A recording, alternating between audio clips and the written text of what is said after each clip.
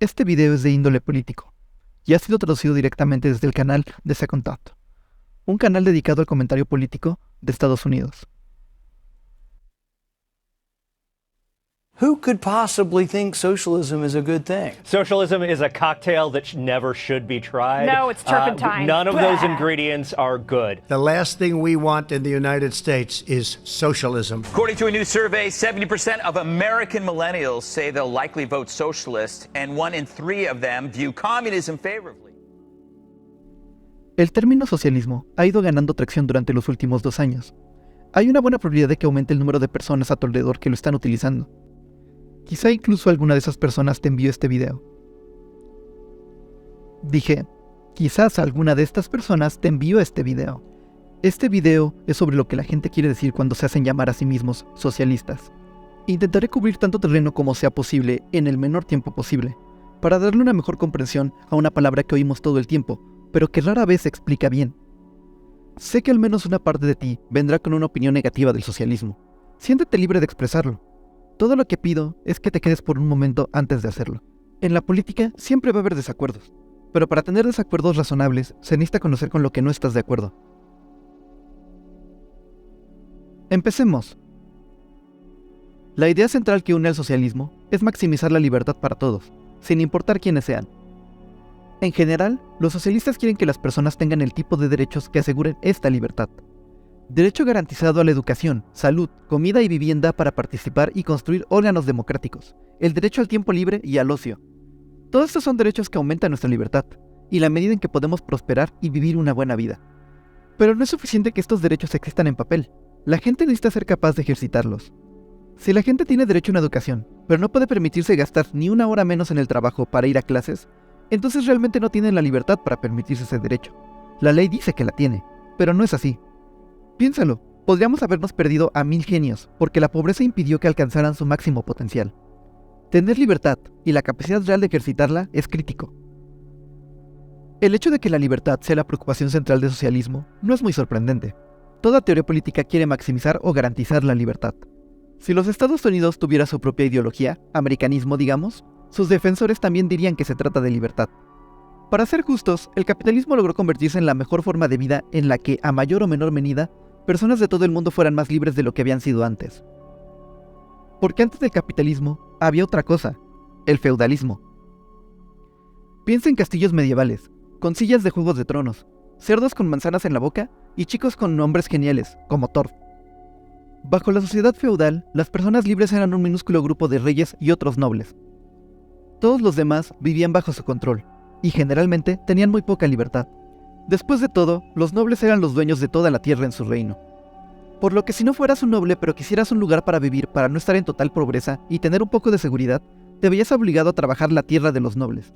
Es un trato bastante bueno para la nobleza, porque una vez que se había hecho todo el trabajo, agrícola o de otro tipo, el noble cobraba sus impuestos, obligando al obrero a renunciar los productos de su trabajo, ya sea recosechar el grano o el hecho de intercambiarlos con otros por dinero. Pero el feudalismo no duraría para siempre. El surgimiento del capitalismo transformó la sociedad feudal en algo completamente nuevo. En solo un par de siglos, los comerciantes ganaron autonomía de los señores feudales, y se convirtió en toda una nueva clase social relativamente libre. Los nobles perdieron una gran cantidad de poder, tanto de forma gradual como violenta. Explotaron revoluciones y el número de personas libres creció de unos pocos nobles a miles de personas, que no solo nacieron en la familia correcta. Nació el capitalismo. Podemos ver cómo funciona este nuevo sistema hoy en día. Bajo una sociedad capitalista, tu jefe es parte de este nuevo grupo de personas libres que, como la nobleza del anterior, tiene mucha libertad económica para hacer lo que quiere. Y muchas de las decisiones que toma, en última instancia, te afectarán. En la relación entre ustedes dos, el que tiene el poder en última instancia es él. Por ejemplo, tu cheque de pago no está determinado por lo bien que haces tu trabajo, sino por lo que tu jefe decide que sea. Él tiene esa libertad. Directa o indirectamente, tu jefe contrata y despide a quien quiere que trabaje para él, y tú pasas tus días produciendo algo que él vende a otra persona. Esto le permite obtener ganancias. Independientemente de si es una buena persona o no, su cálculo de ganancias le exigirá que tenga en cuenta muy pocas cosas, como lo mucho que te necesita y cuántas personas están listas para tomar tu trabajo.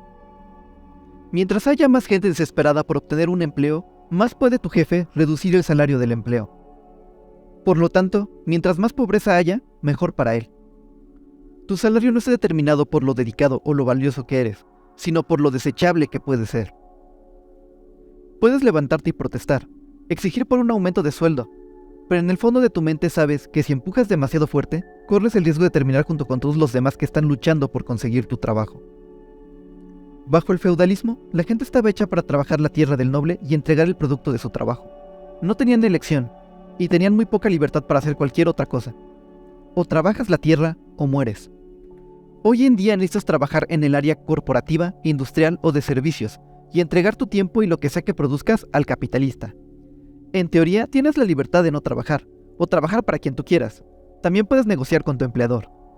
Pero de la misma forma en que los siervos necesitaban un lugar para vivir y comida para poner en su mesa, el dinero del empleo en la industria del capitalista es necesario para vivir. Y sabemos que el equilibrio de poder entre ustedes dos no es equitativo. No hace mucho, durante los inicios de este nuevo sistema económico, la mayoría de los trabajadores debían entregar la mayor parte de su vida, 12 horas al día, 6 días a la semana, a sus empleadores.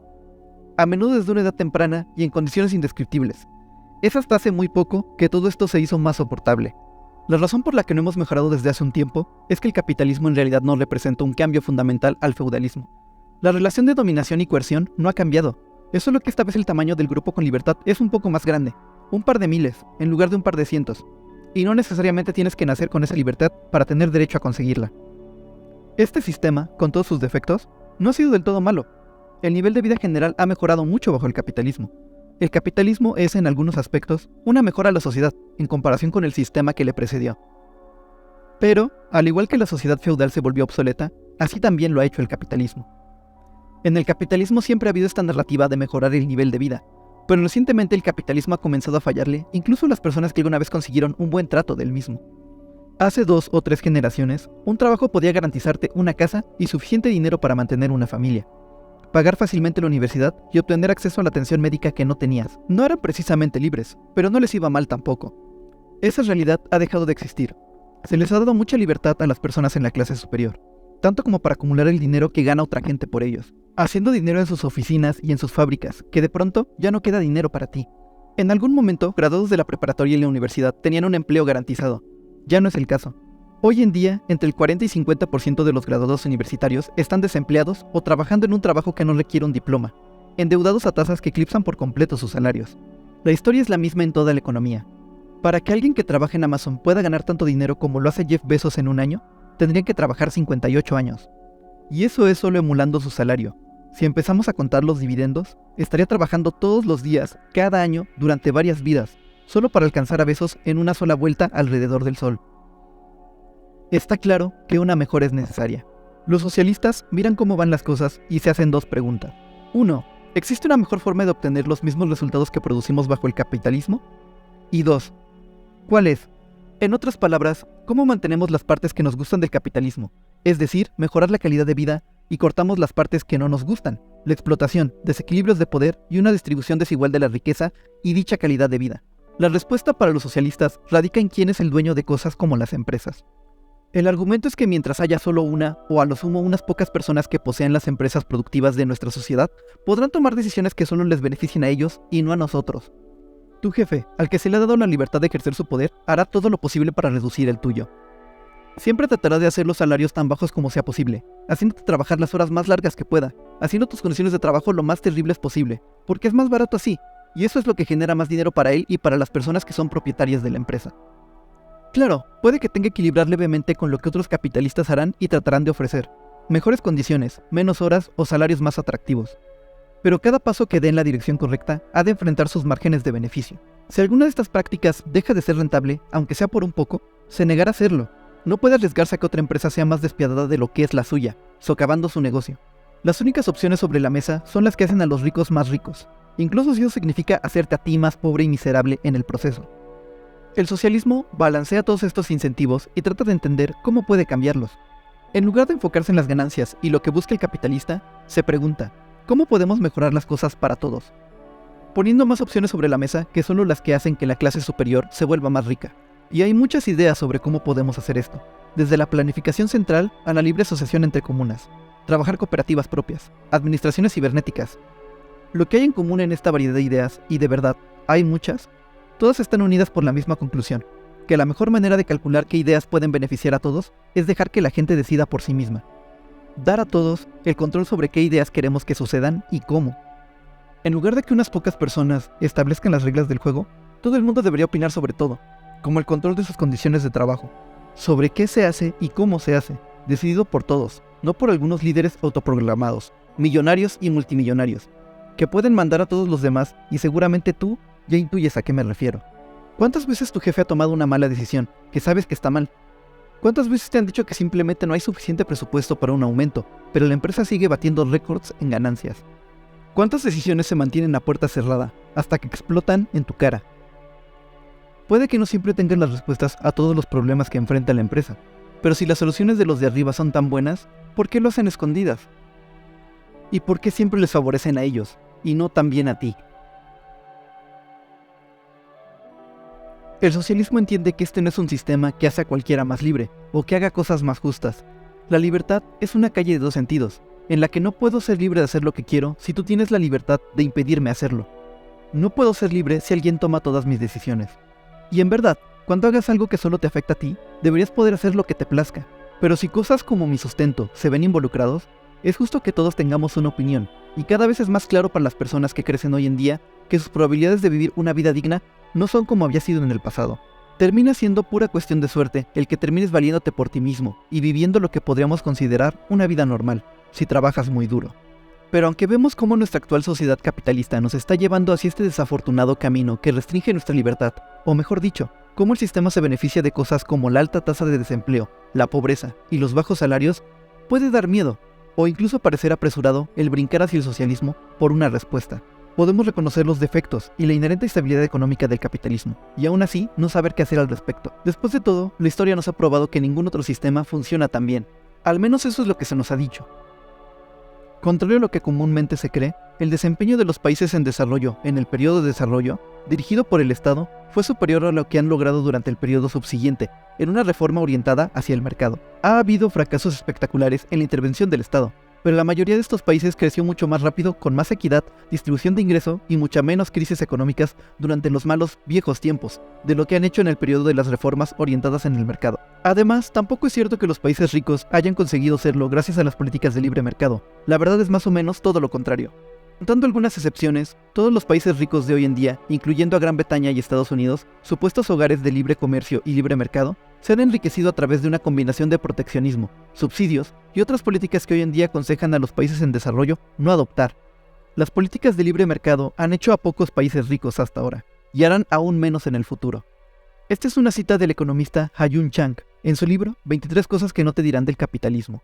Hay más cosas interesantes allí, y es una lectura bastante informal, si es que te interesa. Y ni siquiera es socialista, así que no tienes que preocuparte por consumir propaganda comunista ni nada. Solo es honesto sobre las deficiencias del sistema.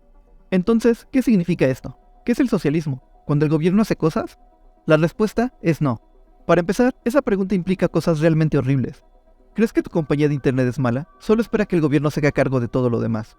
¿Crees que el gobierno es corrupto ahora? Solo espera que tengan aún más poder. Obviamente un mundo donde el gobierno corrupto es también dictador no es algo que quieran los socialistas. Nadie en su sano juicio querría algo como eso. Parte del problema es que esta declaración se hace de una manera engañosa. ¿Qué es considerado hacer cosas? Hablamos de los programas gubernamentales que son medios para la distribución de la riqueza como la seguridad, bienestar social, bibliotecas públicas y cupones de alimentos. ¿O hablamos de cosas básicas que todo gobierno, independientemente de su modelo económico o ideología, se hace cargo? Cosas como basura, departamentos de bomberos, alcantarillado o alumbrado público. En esta lista también están instituciones como la policía, el ejército, el FBI y la CIA, juzgados y prisiones. No importa cuál sea tu opinión política, habrá cosas en esta lista que no te gusten y otras que sí. Cuando interpretas que el socialismo es cuando el gobierno hace cosas, ya estás preparado para desconfiar de la palabra. Tu mente salta fácilmente a cualquier cosa que el gobierno hace que no te gusta o que el gobierno actual hace de la peor manera posible. De cualquier forma, eso no es lo que es el socialismo. El socialismo es una sociedad en la que los medios de producción, fábricas, granjas, oficinas, básicamente todas las cosas que producen economía, están en manos de todos en común, sujeto a derechos democráticos en la toma de decisiones, sustituyendo los intereses de unos pocos individuos. Aunque el gobierno sea una forma de coordinar dicha propiedad, no es la única. Además, hay un problema más profundo con esta cuestión. La forma en que pensamos el gobierno no es para nada absoluta, requiere de un contexto. Al ser humano le cuesta trabajo imaginar un mundo que no es como el que tenemos ahora, lo que significa que también es difícil imaginar cómo podría ser diferente la forma de actuar del gobierno de hoy, que está bajo el capitalismo. Y ya conoces ese gobierno. Empresas inyectando miles de millones para tener algún político elegido velando por sus intereses. Servicios públicos trabajando con presupuestos minúsculos y siendo exasperantes. Personas por las que votaste se niegan a hacer su trabajo, teniendo un salario por fingir que los problemas no son su culpa. Cada elección votando por el menor de los males. La visión predeterminada del gobierno que todos tenemos es una de incompetencia, falta de respuesta, corrupción y elitismo beneficiando a una clase selecta y arrojándonos unas pocas migajas. La principal promesa que los socialistas tienen que mantener es que podemos darle vuelta a todo esto, que podemos llegar a una democracia verdadera, una que no es horrible o delusional. Involucrando a las personas en la democracia y su proceso de trabajo, alejando del poder a todos los multimillonarios que se sientan al mando de las enormes empresas con el poder de sobornar a la democracia. Que podemos coordinar a través de la planificación o de otro modo, la producción de las cosas, de tal manera que produzcamos de acuerdo a nuestras necesidades y deseos, no para el beneficio de unos pocos. El mercado que es impulsado por las ganancias a veces hace esto bien, pero todavía son terribles en satisfacer nuestros deseos y necesidades. Y esto es muy fácil de comprobar, es por ello que la vivienda es tan inasequible para la mayoría de la gente. ¿Por qué la falta de vivienda siempre es tan alta? ¿Por qué la educación está fuera del alcance de millones? ¿Y por qué cuesta tanto la atención médica? La demanda está ahí, pero el capitalismo es terrible en ofrecernos un suministro. La misión de los socialistas es cumplir las promesas del capitalismo que el capitalismo no puede proporcionar en realidad, para poder darte a ti y a tus seres queridos la seguridad, la estabilidad y la buena vida que te mereces, y que está dentro de nuestras posibilidades el poder proporcionar a todos, pero que nos es robada por unas cuantas sanguijuelas, aprovechando su exceso de poder e interponiéndose en el camino de todos, consiguiendo una base habitable sobre la que construir. En fin, no, el socialismo no es cuando el gobierno hace cosas. Es cuando tú decides lo que se hace, participas directamente en las decisiones que afectan tu día a día. Los socialistas no están en contra de la competencia, también somos grandes fans de la innovación, pero no queremos ver cómo esa competencia e innovación se utiliza como excusa para impulsar a la mayoría de la gente hacia la pobreza, y hacer a unos pocos afortunados ridículamente ricos. Bueno, todo esto suena bien en teoría, pero el socialismo no funciona en realidad, ¿cierto? Pues bien, aquí tenemos que hacer una pausa por un segundo y entender que el socialismo, al igual que el capitalismo, existe en un continuo de políticas e ideas. No hay tal cosa como un experimento capitalista, al igual que no hay ningún experimento totalmente socialista. Decir que el socialismo no funciona está tan mal encaminado como decir que el capitalismo no funciona. Hablando de manera más general, no existe un experimento o método para basar dicha conclusión. No es como si pudiéramos tomar dos países totalmente iguales, controlar todas sus diferencias y dejarlos sueltos, cada uno con su modelo económico. No hay dos países iguales, que partan del mismo punto o que existan en un vacío. No podemos comparar el país A contra el B y esperar. La mayoría de experimentos socialistas ocurrieron en países que eran más pobres desde un inicio, y en términos generales tuvo que lidiar con una economía global manejada por adversarios capitalistas. Si esto fuera un experimento científico, no sería uno muy justo. Dicho esto, podemos mirar hacia los países que experimentaron con modelos económicos mayormente socialistas y ver qué tan exitosos fueron a pesar de las circunstancias. Un caso que podríamos mirar es el de Salvador Allende, en Chile. Allende era socialista, que ganó la presidencia chilena en 1970 en sus pocos años como presidente, y veremos por qué fueron tan cortos. Allende trajo cambios increíbles a la sociedad chilena. Elevó los salarios reales alrededor de un 22%. En el primer año completo de su presidencia, bajaron impuestos. El 35% de los chilenos se quedaron sin pagar impuestos. Dominó la inflación, rebajándolo en más de 10 puntos.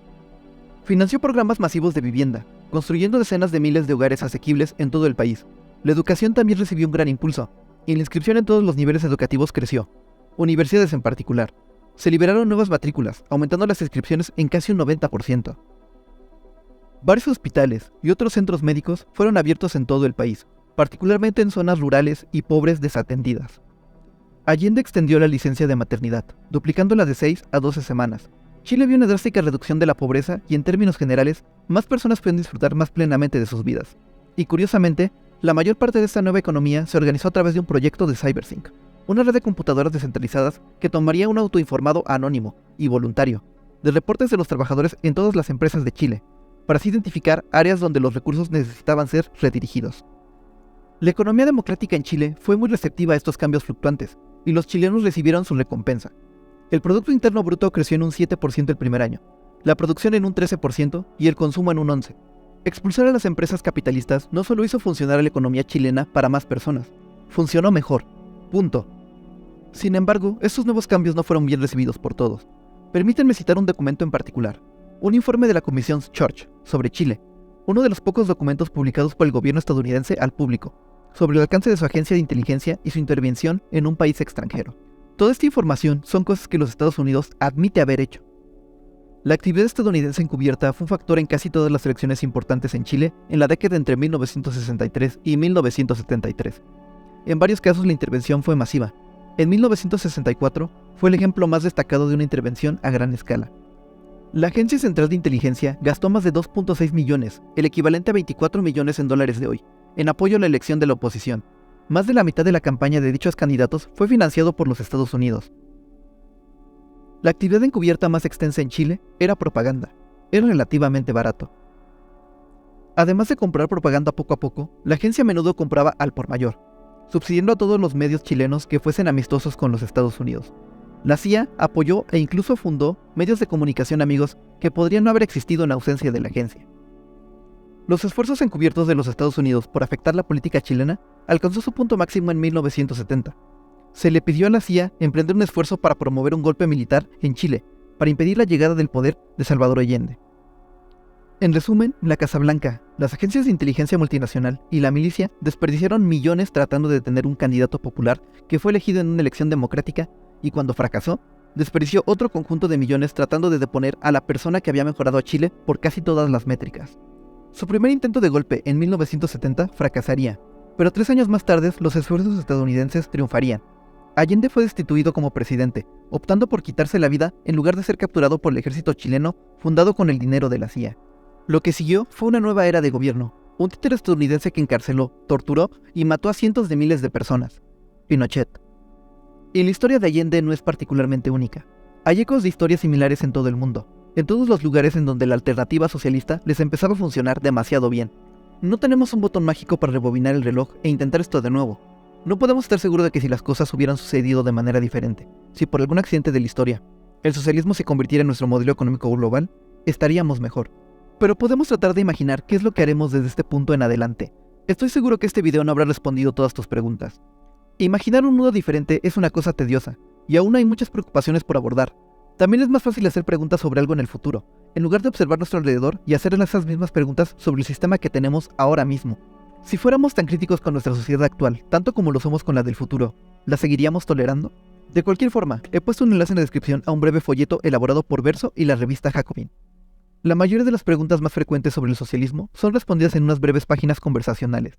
Hay respuestas a preguntas sobre la propiedad, la naturaleza humana, autoritarismo, pereza y otras cosas que son típicamente preocupantes, respondidas de manera justa por personas que creen en un futuro socialista. Yo soy una de esas personas que cree que un mundo mejor es posible. Probablemente hayas visto representaciones absurdas de socialistas en televisión.